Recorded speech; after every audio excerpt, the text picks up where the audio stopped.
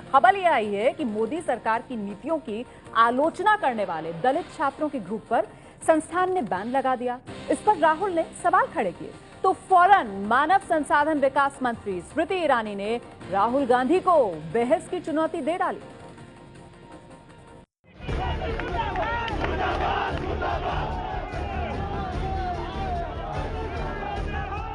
कहानी आईआईटी मद्रास से जुड़ी है, लेकिन जब दिल्ली में मानव संसाधन विकास मंत्री स्मृति ईरानी के घर के बाहर एनएसयूआई ने प्रदर्शन शुरू किए तो स्मृति भी चुप नहीं बैठी। उन्होंने ट्विटर पर ही इस प्रदर्शन के खिलाफ राहुल गांधी को टैग करते हुए जवाब दिया। कल आप एनएसयूआई को सिखा रहे थे कि जहां व्यवस्था हो वहां अव्यवस्था फैलाएं। आज आपके गुंडे मेरे घर आए हैं जब मैं अपने काम के लिए बाहर हूँ। मुझे वक्त बताइए, मैं हर मुद्दे पर डिबेट करने के लिए तैयार हूँ। कहानी को आगे बढ़ाएं उससे पहले राहुल गांधी का वो बयान सुन लीजिए जिसका जिक्र स्मृति ईरानी ने अपने ट्वीट में किया। कांग्रेस पार्टी की जो सोच है, मैं पहले सोचता था कि ऐसी मीटिंग में डिसिप्लिन होनी चाहिए, मगर 10 साल के बाद मुझे आस्ते आस्ते बात समझ आ गई है। दरअसल आईआईटी मद्रास में प्रधानमंत्री की नीतियों की आलोचना करने पर दलित छात्रों के ग्रुप पर बैन की खबर आई तो राहुल गांधी ने भी ट्वीट किया, अभिव्यक्ति की स्वतंत्रता हमारा अधिकार है, हम असहमति और बहस को कुचलने की किसी भी कोशिश के खिलाफ लड़ेंगे।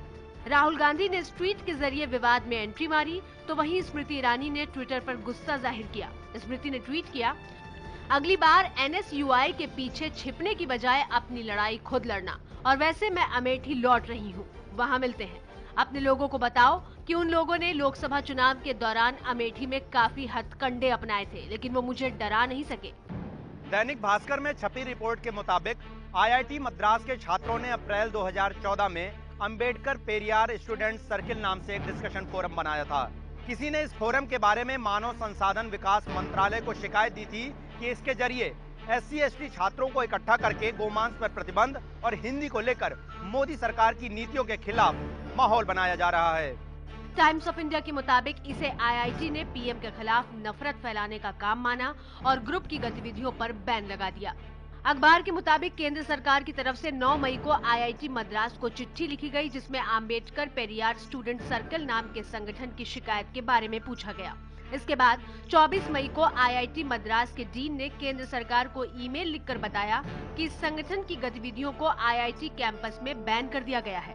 आम्बेडकर पेरियार स्टूडेंट सर्किल ने मानव संसाधन विकास मंत्रालय और आईआईटी के फैसले पर कहा है कि उनका पक्ष सुने बिना बैन का फैसला लिया गया, जबकि मानव संसाधन विकास मंत्री स्मृति ईरानी ने इस फैसले को सही ठहराया है।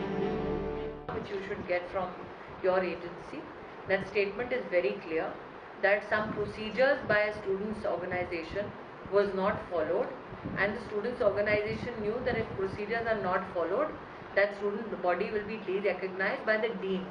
This is an autonomous institution which takes its own steps. I know that people in the Congress party are very interested in finding some flaw with HRD. तो राहुल और स्मृति ईरानी के बीच की ये जंग पिछले लोकसभा चुनाव में शुरू हुई जब अमेठी से स्मृति ने राहुल के खिलाफ चुनाव लड़ा था।